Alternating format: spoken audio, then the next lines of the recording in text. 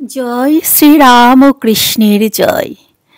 আজ আমি আপনাদের একটি ছোট্ট চিঠি পড়ে শোনাব শ্রী প্রেমেশানন্দজির পত্র।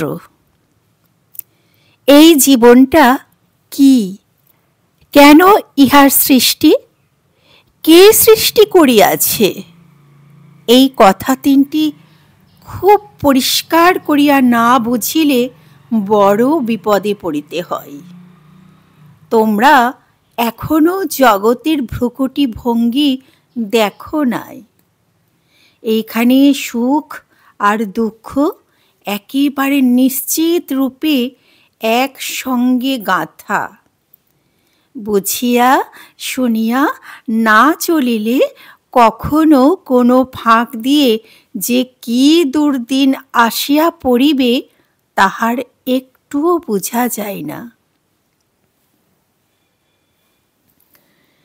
যাহাদের মনের ভিতরে এই জগতের গোলক ধাঁধা হইতে বাহির হইয়া যাইবার ইচ্ছাটা খুব প্রবল, তাহাদের নিকট ভগবানের সাহায্য আসিয়া পড়ে।